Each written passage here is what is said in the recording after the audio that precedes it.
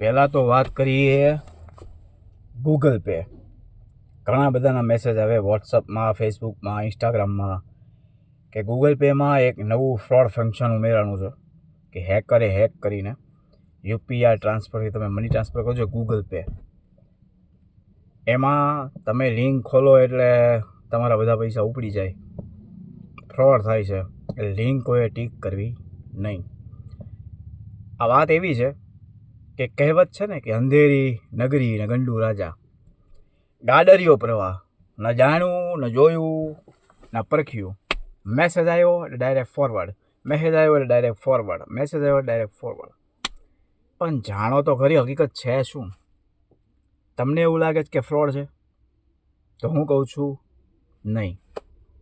તો શું છે આ ફ્યુચર? ચાલો જાણીએ.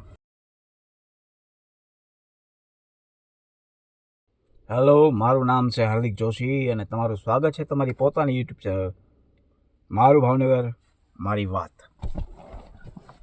આજે જે વાત કરવી છે ગૂગલ પે વિશે છે. જે લોકો જાણે છે એ જાણે જ છે, અજાણ છે એની માટે ખાસ આ વિડીયો.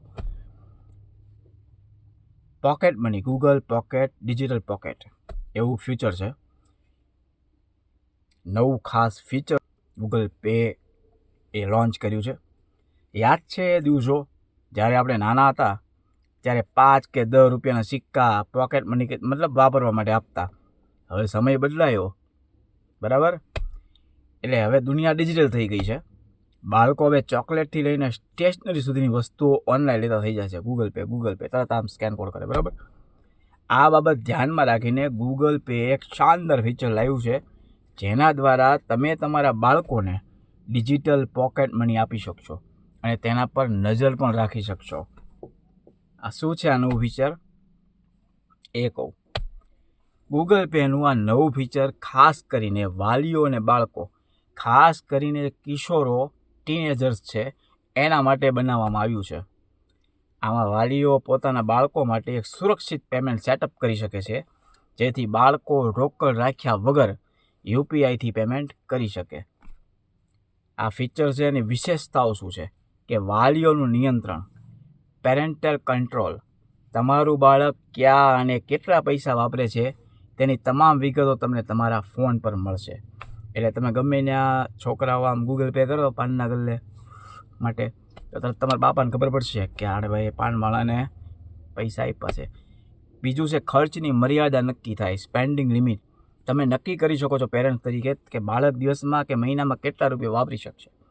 તેનાથી વધારે પેમેન્ટ બાળક નહીં કરી શકે. મંજૂરી સિસ્ટમ એટલે એપ્રુવલ સિસ્ટમ. જો બાળક કોઈ મોટી રકમનું પેમેન્ટ કરવા માગતું હોય તો તમારી પાસે પરમિશન આવશે. તમે જો હા પાડો પેરેન્ટ્સ તરીકે તો જ પૈસા કપાય. બેંક એકાઉન્ટની ઝંઝટ નહીં. આ ફીચર માટે બાળકોને અલગથી ફૂલ ફ્લેજ્ડ બેંક એકાઉન્ટ ખોલવાની જરૂર નથી પડતી. એ વાલીના એકાઉન્ટ સાથે લિંક રહે છે એટલે માથાકૂટ જ નહીં. બેંક ખોલવીને યુપીઆઈ ટ્રાન્સફર નાન તેન.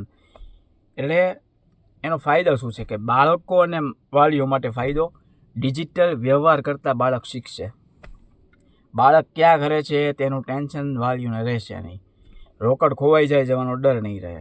જરૂર પડે ત્યારે ગમે ત્યાંથી પૈસા મોકલી શકાશે. બજેટ બનાવવાની સમજણ ઉંમરથી જ, તે નાની ઉંમરથી જ બાળકને શીખવાડી શકાય. શરૂ કેવી રીતના કરવાનું સ્ટેપ બાય સ્ટેપ કહું.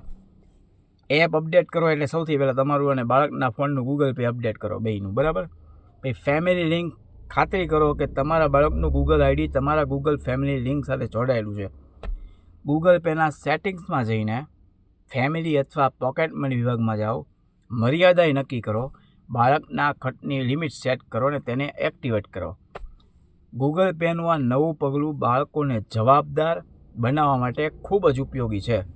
હવે ગલ્લા, પીગી બેંક, ગલ્લો આવે ને, ગલ્લો પાનનો ગલ્લો નહીં, ગલ્લો પીગી બેંકની જગ્યા ડિજિટલ વોલેટ લઈ રહ્યા છે. જો તમે તમારા બાળકને સ્માર્ટ બનાવવા માગતા હો ને તો આ ફીચર્સનો ચોક્કસ ઉપયોગ કરજો. ને લોકોની વાતમાં આવતા નહીં, ફ્રોડ તો નથી જ, બરાબર? તમને શું લાગે છે ડિજિટલ પોકેટ છે એ બાળકોને મની આપવી જોઈએ કે જૂની પદ્ધતિ સારી છે કે એટલે 5 રૂપિયા વાપરે ચોકલેટ લઈ આવો, 10 રૂપિયા વાપરે ચોકલેટ લઈ આવો? આ વિડીયો ગમ્યો હોય તો લાઈક કરજો, શેર કરજો, સબસ્ક્રાઈબ કરજો. Thank you. જય શ્રી કૃષ્ણ. આવજો.